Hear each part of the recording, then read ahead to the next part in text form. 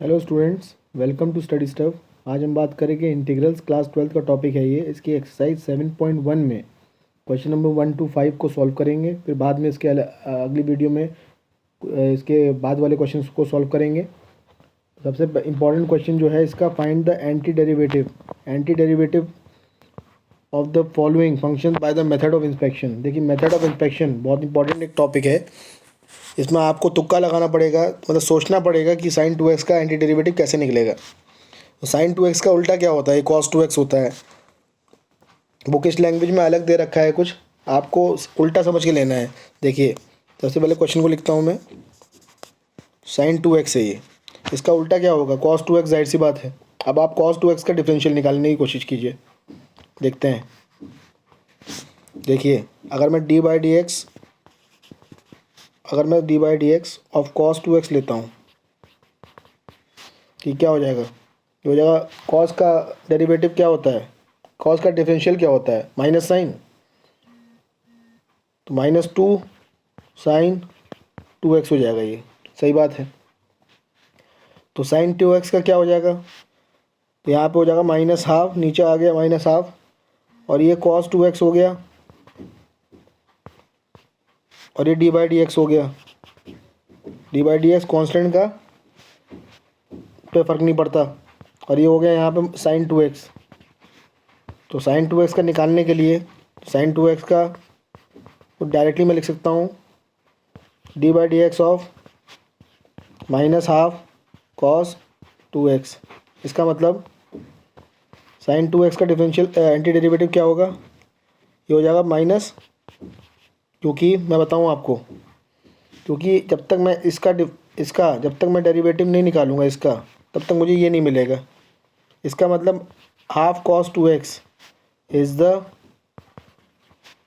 Anti derivative of sine 2x। जब आप question को सॉल्व करेंगे तभी आपको ये समझ में आएगा ये है क्या। अब cos 3x की बात हो रही है, यहाँ पे cos 3x की बात हो रही है, तो cos 3x का उल्टा ले लीजिए। क्या होता है? Sign 3x। तो क्वेश्चन नंबर 2 है, cos 3x का एंटी डेरिवेटिव आपको निकालना है।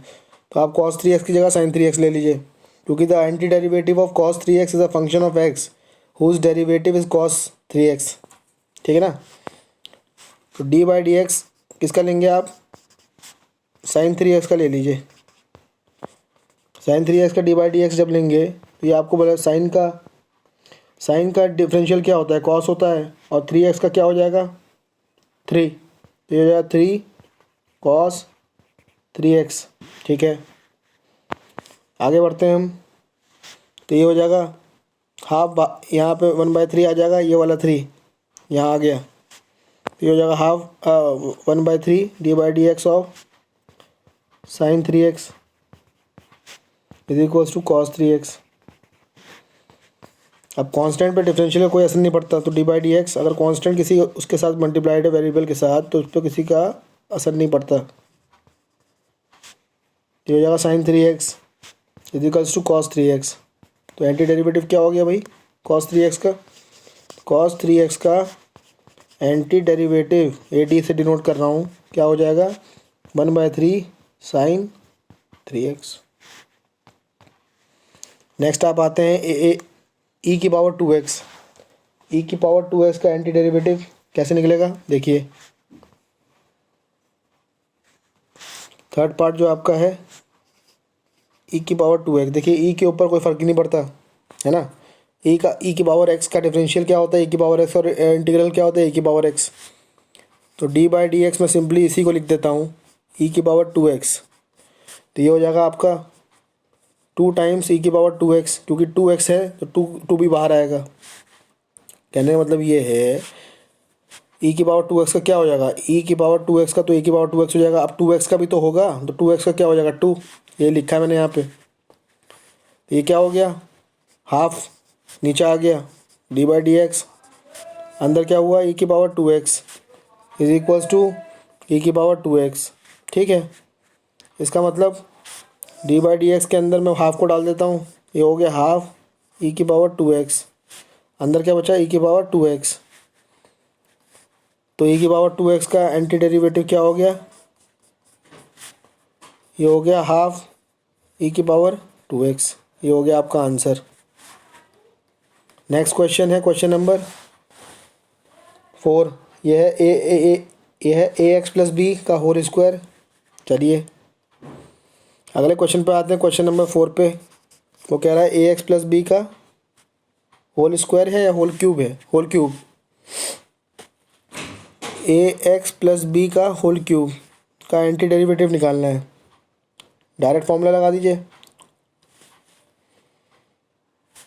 एक ए एक्स प्लस बी का होल स्क्वायर है, सॉरी स्क्वायर है तो क्यू स्क्वायर है, सॉरी। जब आपको स्क्वायर का निकालना है तो जाहिर सी बात है आपको क्यूब लेना पड़ेगा, तभी तो स्क्वायर मिलेगा आपको दूसरी तरफ। तो ऐसी तरीका लगाना है कि आपको वहाँ उल्टी तरफ RHS में स्क्वायर मिल जाए। मैं लेता हूँ d/dx of a x plus b का होल क्यूब। अब ये पूछिए क्यों, तभी तो मुझे यहाँ पे स्क्वायर मिल जाएगा। ये हो जाएगा आपका 3 times a x plus b whole square. उसके बाद क्या आएगा, ए एक्स का होगा वो हो जाएगा ए। तो ये हो जाएगा आपका 1/3 ए कांस्टेंट हो गया। अंदर बचा ये हो गया d/dx a x plus b का whole cube is equals to a x plus b का होल स्क्वायर। ये निकालना था मैं। अब 1/3 है तो कांस्टेंट है, तो कांस्टेंट के ऊपर कोई फ़र्क नहीं पड़ता, किसी वेरिएबल के साथ तो है। तो हो जाएगा 1/3 a times a x plus b whole cube is equals to a x plus b का होल स्क्वायर। इसके बाद कुछ नहीं है। ए एक्स प्लस बी का होल स्क्वायर का एंटी डेरिवेटिव हो जाएगा 1/3 ए एक्स प्लस बी का होल क्यूब। एंटी डेरिवेटिव समझते हैं। एंटी डेरिवेटिव का मतलब ये है, अगर मैं इसका इंटीग्रल करता हूँ तो मुझे ये मिलेगा, बस इतना ही है। Moving on to question number 5, that is the last question. ये कह रहा है sin 2x - 4 e की पावर 3x। ये इंपॉर्टेंट क्वेश्चन है। क्वेश्चन है sin 2x - 4 e की पावर 3x। अब देखिए sin 2x का आप एंटी डेरिवेटिव जानते हैं, क्या होता है बताइए। sin 2x अभी आपने निकाला है, sin 2x हो जाएगा आपका -½ cos 2x। तो आप इसको डायरेक्टली लिख दीजिए d/dx ऑफ -½ cos 2x। और e की पावर x का आपको पता ही है, e की पावर 3x का हो जाएगा 1/3 e की पावर 3x, ये आपको पता ही है। तो ये हो जाएगा -4/3 e की पावर 3x, क्योंकि 4 भी इसके साथ है। यही हो गया इसका एंटी डेरिवेटिव। 4 e की पावर 3x को मैं अब सॉल्व करके दिखाता हूँ। देखिए a की पावर 3x का भी आपने एंटी डेरिवेटिव क्या निकाला था, d/dx। ये निकाला था 1/3 e की पावर 3x, है ना। सॉरी, ये तो आपका आ गया था 3 टाइम्स e की पावर 3x। और ये हो जाएगा आपका d/dx, यहाँ 1/3, यहाँ e की पावर 3x और यहाँ e की पावर 3x, बस।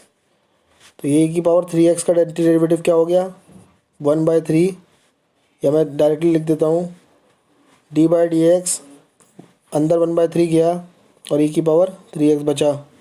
अब मैं अगर दोनों तरफ 4 से मल्टीप्लाई कर देता हूँ तो ये हो जाएगा 4 e की power 3x is equals to 4 times d/dx 1/3 e की पावर 3x। अब देखिए 4 e की पावर 3x इक्वल्स टू 4 भी कांस्टेंट है तो 4 अंदर चला गया, तो d/dx ऑफ 4/3 4 × 1/3 e की पावर 3x। तो एंटी डेरिवेटिव 4 e की पावर 3x क्या था, ये था 4/3 e की पावर 3x। हमने क्या निकाला है, हमने ये निकाला है, देखिए 4/3 और माइनस साइन यहाँ है तो माइनस साइन यहाँ भी होगा। तो आशा करता हूँ वीडियो आपको यहाँ तक समझ में आया है, और अगर समझ में आया है तो प्लीज़ चैनल को लाइक करिए, सब्सक्राइब करिए और थोड़े बहुत कमेंट बताइए मुझे कि वीडियो कैसी लगी। Till then good bye, take care, thank you.